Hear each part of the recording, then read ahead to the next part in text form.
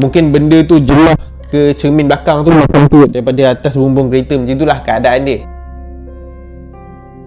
Okey baik, Assalamualaikum warahmatullahi wabarakatuh dan selamat kembali semula ke channel Farhan Jamal. Okey baik, pada malam ini AJ nak sambung semula berkaitan dengan kisah seram yang berlaku di jalan raya.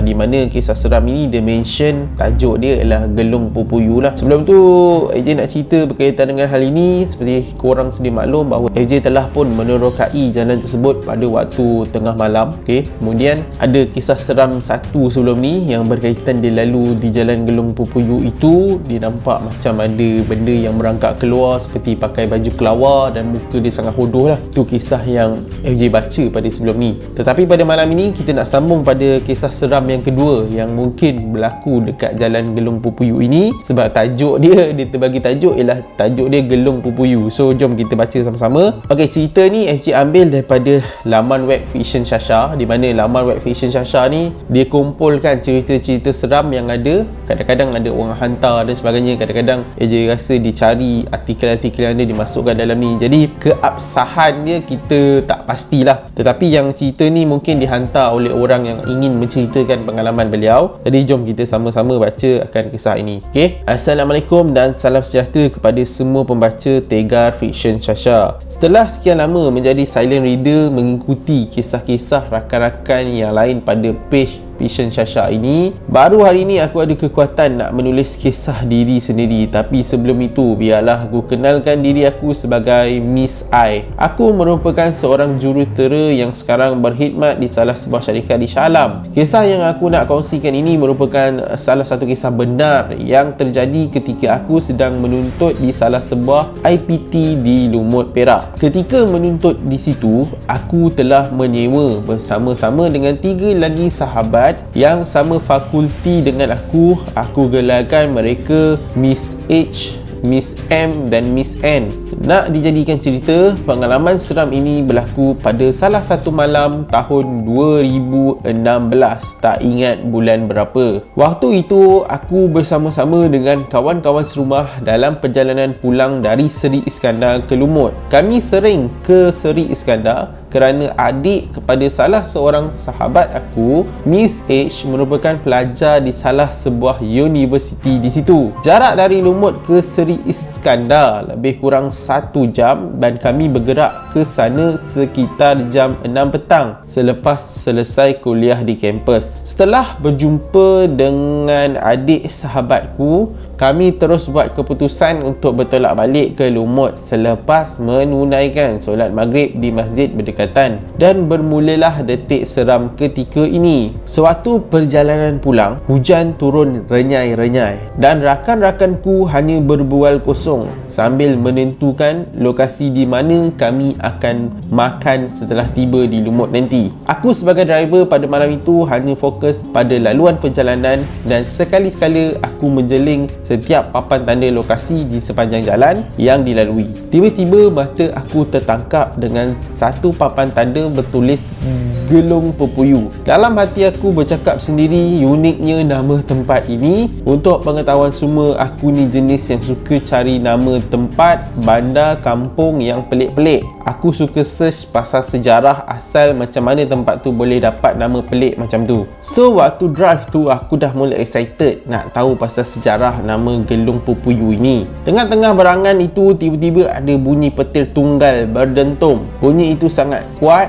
dan aku nampak petir itu betul-betul menghala ke depan kereta kami dalam jarak beberapa meter. Pelik juga sebab selalu kalau hujan petir-petir ini mesti langit mesti dah macam lampu disco dah, bercahaya terang. Tapi ini satu cahaya pun aku tak nampak dan tahu-tahu je dah berdentum bunyi dia. Kawan-kawan aku dalam kereta ini terus jadi sunyi sepi sekejap, tapi lepas tu diorang sambung membawang balik. Aku pun yang duk terkejut dengan petir dah mula boleh fokus balik bawa kereta. Tapi tak lama, aku terus drive macam biasa sampailah aku perasan dari cermin sisi ada benda berkibar-kibar dekat bahagian belakang kiri, macam kain yang carik ataupun koyak rabak tersangkut. Dalam hati bercakap, apa benda pula yang tersangkut ni? Aku terus tanya kepada Miss M. Waktu tu dia duduk belakang aku. Nampak tak kain yang tersangkut kat cermin belakang? Dia kata dia tak nampak apa pun. Mungkin cahaya lampu berbalam-balam tu kot buat kau perasan macam kain, kata Miss M. Nak sedapkan hati, aku pun fikir macam tu jugalah. Tapi lagi sekali kain itu berkibar, tapi kali ini dekat cermin belakang kereta. Terus hati aku mula rasa tak sedap. Aku try nak clearkan kain yang ada dekat cermin belakang itu. Masa ni aku bawa Pro 2 kenari. Cermin belakang ada wiper. Dari cermin tengah tu aku boleh perhati wiper belakang ni mula-mula okey. Tapi makin lama makin tak lancar pergerakannya dan akhirnya wiper tu stuck. Aku cuba tajamkan mata nak tengok dari cermin tengah. Kenapa wiper tu tak boleh nak gerak? Adakah disebabkan kain itu punca wiper aku stuck? Pandang punya pandang, sekali aku perasan macam ada benda bulat di celah kain itu melekat kat cermin belakang. Aku try intai lagi guna cermin tengah itu dan cuba teka apa yang aku nampak. Aku nampak ada kepala yang tengah melekat dekat cermin belakang kereta tapi dalam keadaan terbalik. Waktu tu Tuhan je yang tahu macam mana perasaan aku. Rasa macam satu badan aku keras, sejuk sampai ke tulang. Maksudnya bukannya muka tu dalam macam ni, muka tu terbalik. Mungkin dia berada di atas kereta lah makhluk tu. Mungkin dalam keadaan macam tu lah. Aku bersyukur juga aku tak terbabas sebab terkejut nampak benda itu. Aku terus tolak cermin tengah itu ke atas sebab aku tak nak tengok lagi penumpang yang ada kat belakang tu. Aku terus bagi tahu kawan-kawan aku yang tengah seronok sembang, korang kalau boleh jangan pandang belakang. Dengar apa-apa pun buat tak tahu je. Tu je yang ayat aku mampu cakap waktu itu. Kawan-kawan aku yang duk seronok sembang-sembang tadi terus terdiam. Diorang cuba tanya aku kenapa cakap macam tu, tapi aku buat diam sepanjang jalan itu. Berhenti dulu dekat tempat yang ramai orang. Kebetulan kami terjumpa kedai makan dekat tepi jalan tu dan cuma ada 4 orang je dekat kedai itu. Semuanya pakcik-pakcik tengah mengeteh. Kami terus berhenti dekat tepi kedai makan itu, tapi kami tak turun dari kereta. Aku terus bagi tahu kawan-kawan aku apa yang aku nampak. Tiba-tiba ada seorang pakcik ini datang ke kereta sambil bawa air sekosong segelas, terus digulurkan gelasnya kepada kami. Dia pesan balik nanti jangan balik rumah terus, cari kawasan yang ramai orang, berhenti lama sikit, lepas tu baru balik. Kita orang pun semua macam pandang pelik pada pakcik itu, seolah-olah macam dia tahu apa yang terjadi kepada kami. Pakcik itu terus cakap sambil senyum, biasalah, mungkin dia nak tumpang jalan-jalan naik kereta kamu ni. Dalam hati aku sempat pula melawak pakcik ni. Setelah selesai menghabiskan air segelas tadi, kami terus meminta diri dan bergerak terus menuju ke Tesco di Bandar Manjung dengan harapan biarlah benda ini tertinggal dekat Tesco. Bahaya sungguh kalau bawa kereta tiba-tiba ternampak macam-macam ni. Pada kawan-kawan semua, mohon maaf kalau cerita ni taklah seseram kisah anda semua. Tetapi cerita ini sangat jadi pengajaran kepada saya dan kawan-kawan supaya kami berhati-hati ketika memandu, lagi-lagi pada waktu malam. Sekian. Okey, ini adalah cerita yang dikisahkan berkaitan dengan tajuk dia ialah Gelong Pupuyu. Tapi apa yang FJ difahamkan sebenarnya mereka tidaklah melalui di jalan Gelong Pupuyu itu. Cumanya dia lalu yang jalan utama tu lah, highway Ipoh Lumut kot kalau tak silap, digelarkan nama tu lah, daripada Seri Iskandar menuju ke Lumut. So jalan tu memang jalan utama lah. Kebiasaannya banyak kereta. FJ dah pergi dulu, macam zaman FJ belajar dulu, FJ pergi tahun 2012 ke 2011 FJ tak ingat. Waktu tu FJ belajar dekat Ipoh kan. So waktu tu nak pergi ke Teluk Batik, kami saja nak lepak malam-malam kat situ, kat pantai tu. So memang jalan tu waktu kami lalu tu pun masih ada kenderaan dan sebagainya. Sekarang pun FJ pergi jalan tersebut pun masih ada kenderaan dan sebagainya. Jalan utama lah. Okay, kemudian dia cerita macam ni lah kisah dia. Dia orang ni nak hantar adik salah seorang daripada kawan dia dekat universiti dekat Seri Iskandar tu, yang dia tahu UiTM lah. Memang ada UiTM kat situ besar, ataupun Universiti Petronas. Ada 2 universiti kat situ. Kemudian lepas dah hantar tu, diorang pun nak balik lah. Jadi diorang hantar tu, diorang mula gerak pukul 6 petang. Jadi sampai lebih kurang sejam kat Seri Iskandar tu dah pukul 7.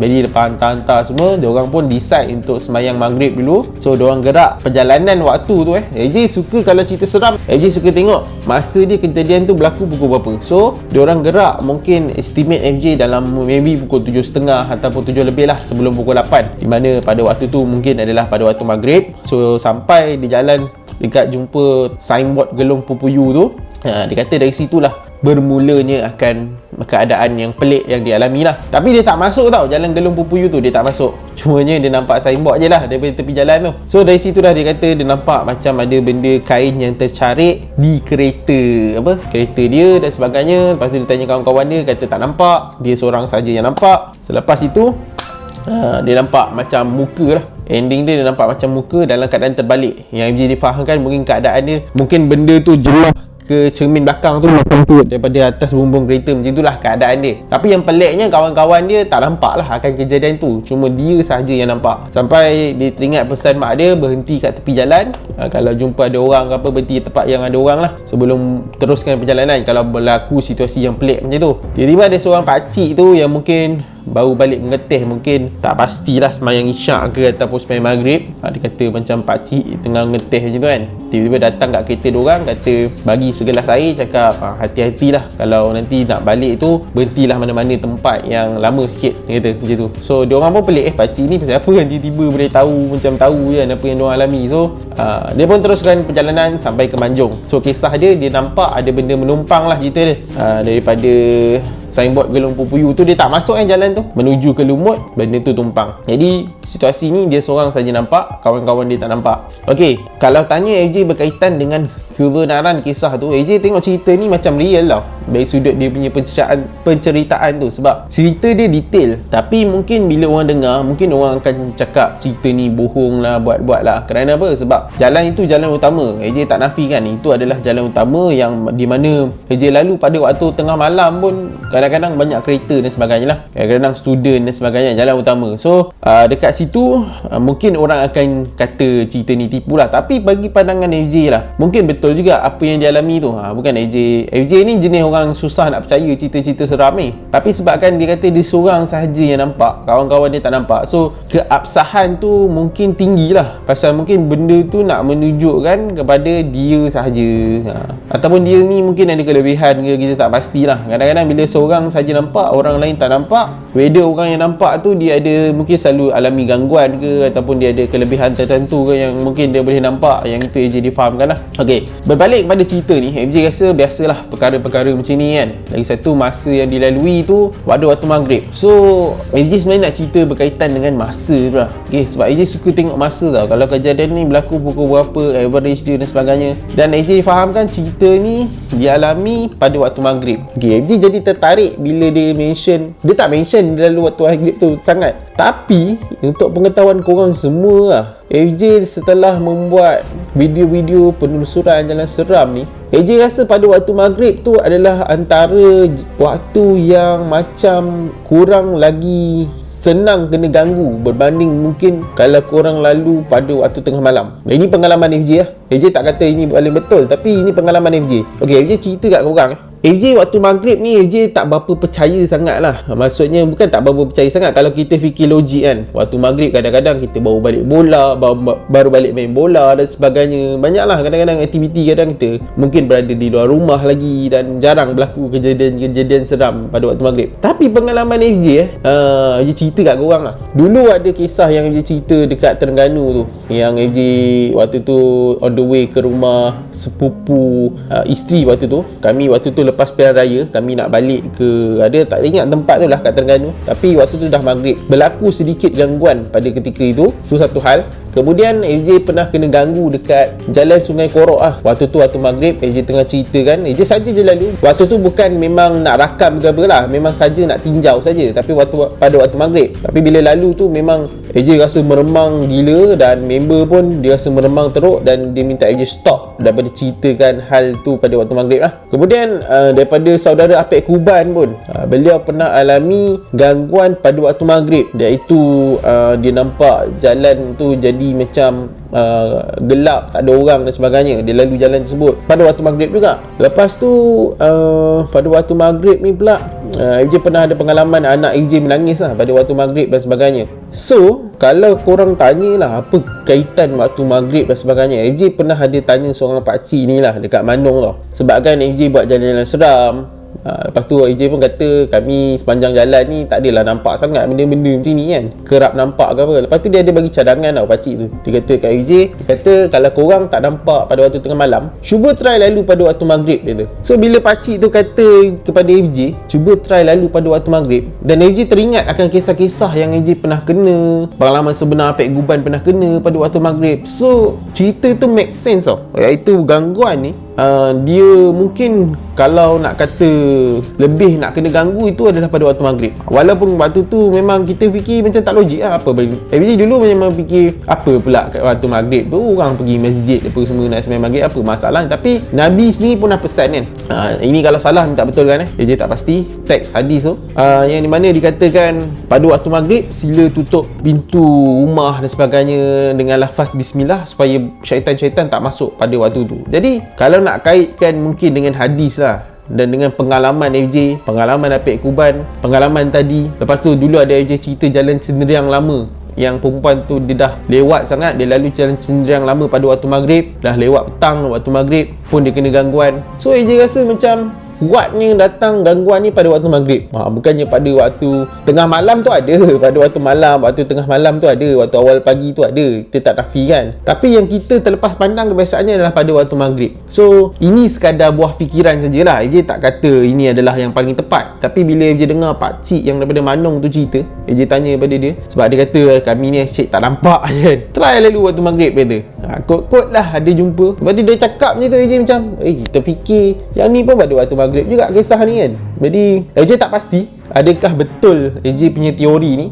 Kalau korang rasa teori AJ ni betul lah, cuba korang komen kat bawah. AJ nak dengar kat pandangan korang, betul tak gangguan-gangguan ni, dia punya gangguan ni senang berlaku pada waktu maghrib. AJ sebenarnya ada fahaman, AJ ada pengalaman sebenarnya. AJ pernah bercakap lah dengan jin ni, di mana memang pada waktu maghrib lah dia pernah beritahu lah waktu maghrib ni apa semua. Tapi AJ tak suka nak ceritakan akan pendapat jin tu kat sini, sebab itu adalah pengalaman AJ lah. Kalau AJ ceritakan tak semestinya benar daripada apa jin tu cakap. Dia kata waktu maghrib ni macam ni kan. Tapi yalah, AJ hanya ambil berdasarkan kisah benar yang AJ alami dan kisah-kisah orang lain daripada cerita daripada saudara Pek Guban yang pengalaman mereka diganggu pada waktu maghrib. Itu teori AJ. Kalau nak cerita lebih dalam boleh, tapi AJ tak nak cerita lah yang jin cakap apa pada waktu maghrib ni kan. Dia ada cerita lah waktu maghrib ni apa benda semua kan, tapi AJ tak nak cerita benda tu.